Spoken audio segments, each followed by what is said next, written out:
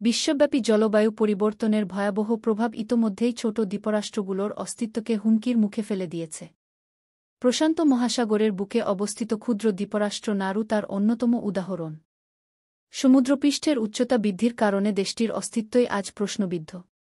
পরিস্থিতি এতটাই ভয়াবহ যে নিজেদের বাঁচানোর জন্য নারু সরকার নাগরিকত্ব বিক্রির সিদ্ধান্ত নিয়েছে।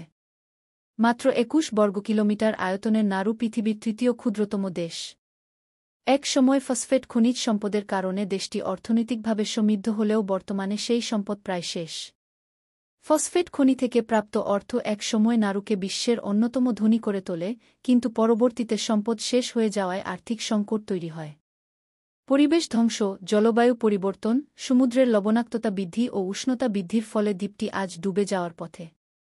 ফলে নারুর বাসিন্দাদের সামনে দুইটি পথ: হয় পরিবেশ বিপর্যয়ের সঙ্গে লড়াই করে টিকে থাকা, নয়তো দেশ ছেড়ে অন্য কোথাও আশ্রয় নেওয়া।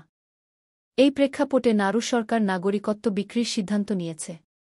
বিভিন্ন দেশের বিত্তবান নাগরিকদের কাছে নাগরিকত্ব বিক্রি করে তারা অর্থনৈতিকভাবে লাভবান হতে চায়।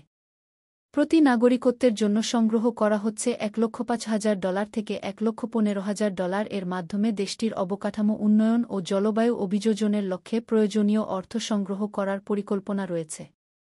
যদিও এটি বিতর্কিত সিদ্ধান্ত, তবে অস্তিত্ব রক্ষার লড়াইয়ে নারুর এই উদ্যোগ আলোচনার জন্ম দিয়েছে।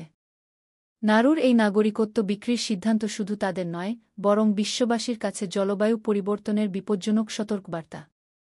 যদি উন্নত দেশগুলো এবং বিশ্ব সম্প্রদায় এখনই কার্যকর ব্যবস্থা না নেয়, তাহলে নারুর মতো আরও অনেক দ্বীপরাষ্ট্র বিলীন হয়ে যাবে।